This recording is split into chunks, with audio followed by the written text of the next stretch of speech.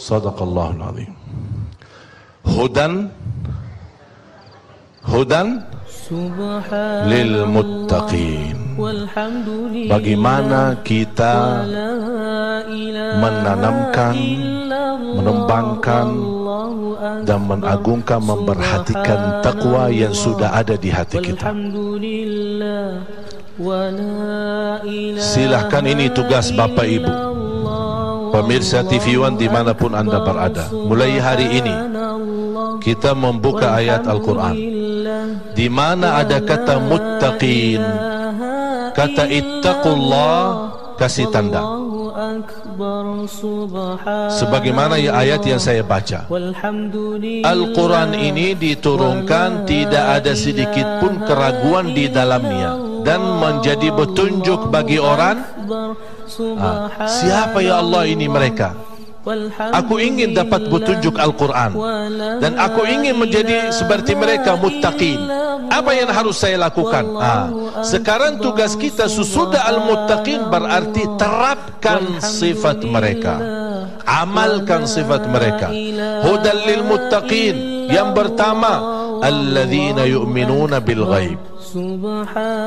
Apapun yang gaib, zat Allah, surga, neraka, masalah kematian, dikubur dan hal-hal yang kita tidak pernah nampak tapi kita percaya dan yakini karena itu berita dari Allah dan berita dari Rasul, bukan ramalan masa depan. Itu hakikat, bahkan ainul yaqin, dan yang kita semua akan menghadapinya satu demi satu. Jalan di atas sirat menuju surga dan di bawahnya neraka, kematian saja itu hak. Makanya tugas kita mengikuti sifat satu persatu. Alladzina yu'minuna bil ghaib wa yuqimuna salat. Sejauh mana selama ini kita mendirikan salat? Apakah ada bukti saya berduli perintah Allah supaya Allah berduli sama saya? Bagaimana cara Allah berduli sama saya? Doamu diterima, hajatmu dikabulkan, apapun urusanmu diselesaikan, hutang pun dilunaskan, dosanya diampuni. Semua apa yang diminta karena anda berduli sama Allah, Allah juga berduli samamu. Sama.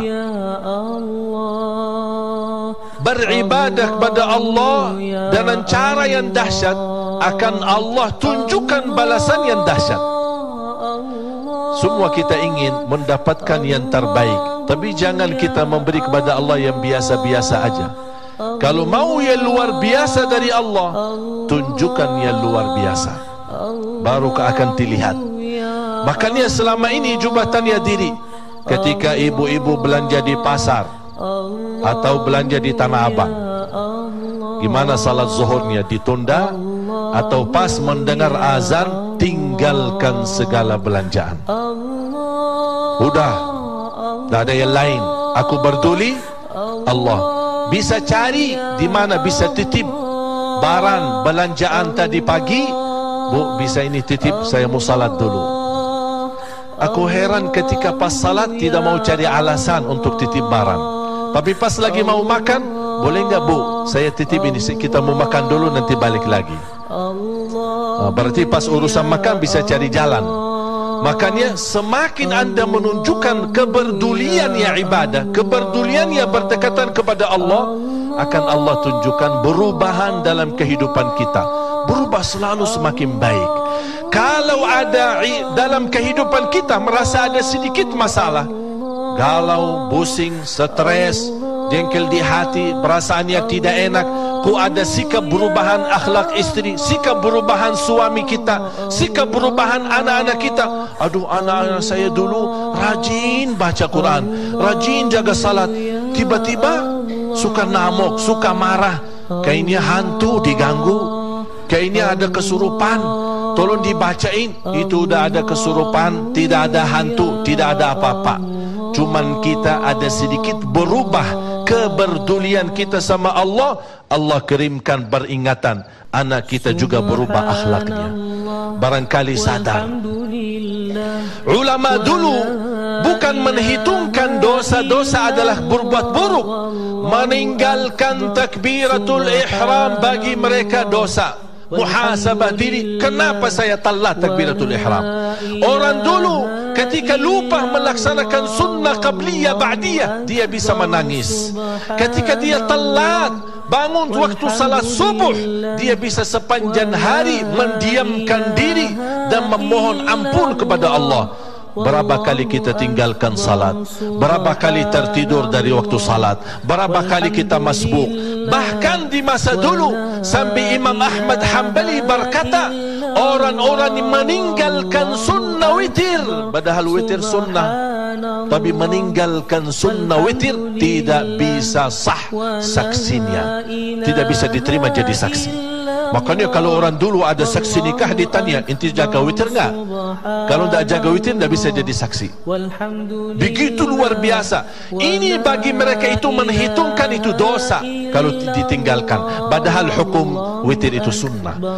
Mengapa mereka memuliakan hal yang sunnah apalagi yang wajib? Karena mereka ingin menjadi orang yang bertakwa. Baca surah Ali Imran, وسارعوا إلى مغفرة من ربكم وجنة عرضها السماوات والأرض أعدت للمتقين. Allah menawarkan segera kepada ampunan Allah, segera masuk surga Allah, karena ini semua disediakan dan siapkan untuk orang yang bertakwa. Siapa mereka ya Allah? Siapa mereka? Alladzina yunfiquna fis sarra'i wad dharra'i wal kadhimina al ghaidh wal 'afina 'anil nasi wallahu yuhibbul muhsinin. Mereka lah orang yang bersedekah di saat susah maupun senang. Mereka yang senantiasa menahan amarahannya. Mereka lah menjauh dari fahsya dan munkar. Mereka yang menjaga perintah Allah dan menjauh dari larangan. Ada upaya, ada kerja keras, ada kemauan, benar-benar membuktikan cintaannya dan kepeduliannya kepada Allah, pasti tidak akan dikecewakan oleh Allah.